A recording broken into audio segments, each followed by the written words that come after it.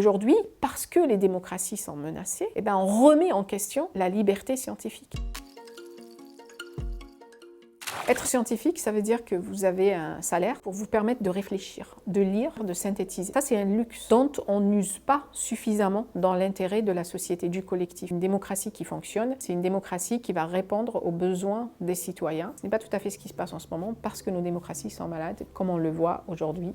La plus grande démonstration, c'est ce qui se passe aux États-Unis. Ce ne sont pas les gens qui sont attaqués à cause de leurs opinions politiques, mais à cause de la science qu'ils font. Les scientifiques se retrouvent obligés d'être engagés dans le débat politique. Et cet engagement peut être sous différentes formes. Par exemple, la vulgarisation des conclusions scientifiques qui sont complexes, qui ne sont pas accessibles à tous les citoyens. La crise climatique, ce qui l'a causée, ce sont les politiques que nous avons connues depuis la crise de 29 aux États-Unis. Donc pour résoudre la crise écologique, on est obligé de passer par le politique. La politique, ce n'est pas juste aller mettre un bulletin dans l'urne, c'est tous les jours, en tant que citoyen, on y contribue. Les citoyens bien informés vont indirectement mettre la pression sur les hommes et les femmes politiques pour aller dans le sens des conclusions scientifiques. Je pense qu'il faut vraiment qu'on se mobilise très très fort en amont avant les prochaines échéances électorales, y compris les échéances municipales, parce que quand on sera en situation de crise, ça va se passer là, dans notre quartier, dans notre immeuble.